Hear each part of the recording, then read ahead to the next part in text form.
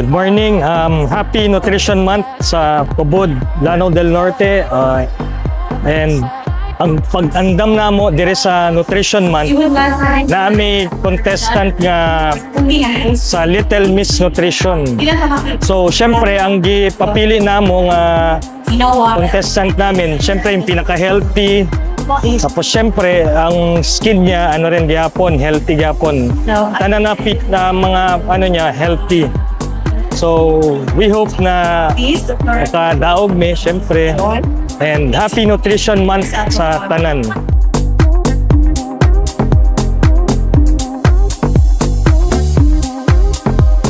Barangay San Antonio naghatag og financial nga support para sa preparasyon sa pagpamalit og mga prutas o gulay nga kinahanglan para sa ato ang nutrition culmination karon nga July 30. Kami naglaom nga makuha gyud namo ang number 1 nga spot sa kani nga contest. So, nakatadiri karon to celebrate one of the biggest celebrations sa program sa nutrition sa Action Ubod, which is ang Nutrition Month. So, ang Nutrition Month is participated by 24 barangays sa ato ang lungsod.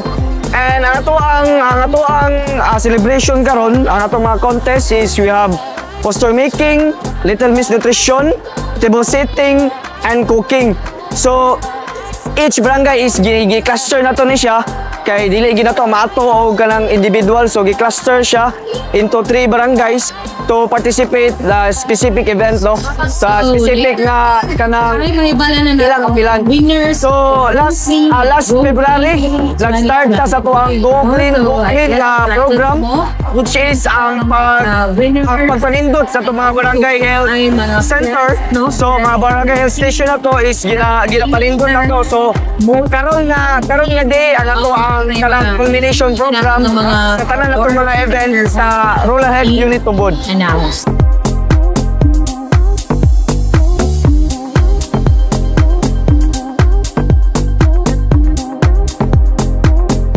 Ako na magpasalamat sa tuang dumala sa atong lungsod nga naay namugna linani nga programa aron mapatunhay mapalambo ang mahitungod sa kapiskay sa panglawas. So, kining maong programa amo kining ipangandaman binagi sa pagahin og pondo gikan sa barangay. So gapasalamat ko sa akong mga barangay health workers binis nga mga upat kadlaw ang pagpangandam lano meeting unsay ngayong buhaton na namugna ni karon tanan.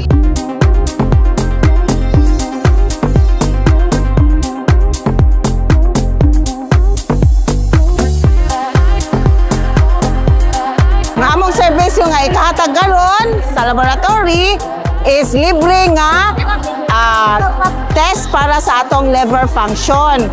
Mo nang gitawag nga SGOT, SGPT. Diha sa nga test, makita nato kung healthy pa ba ang ato ang liver.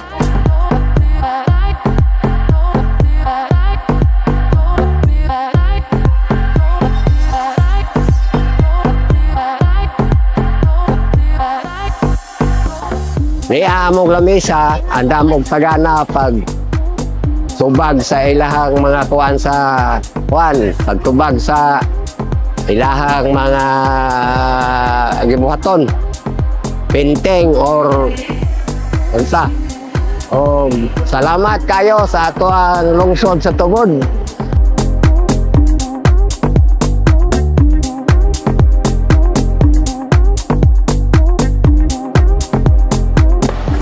Among gi pangandaman kaningan okasyon kay sa una nakaagi pod ni ani.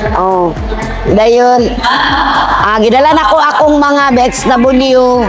Wala among kapitan kay na sila meeting. Para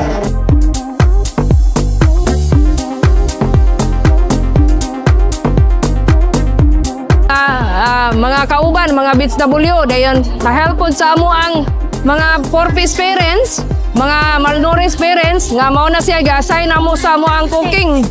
Dayon gabi iton amo gid taong ikuani nga gabi grabe gid amo ang sakripisyo. Wa gid mi halos tulog.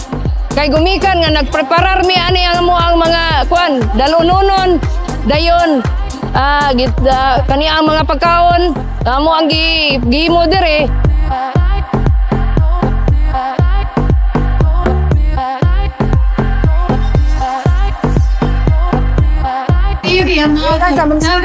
Apil na sa to ang Provincial Health Office, nagani gid ato ang Provincial Health Officer po doon, si Dr. Indo. Napo dato ang kuan kanang taga Pidohon na to nga head sa Pidohon na to si Dr. Aguinal nga nagdatag gyud og kanana ang panahon kay balo ang tanan nga importante kayo ang nutrisyon.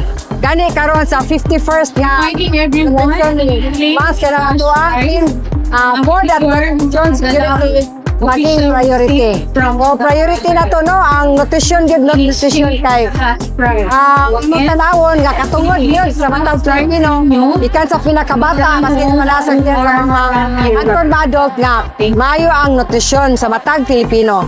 Apil na diri sa atong lungsod sa Tubod.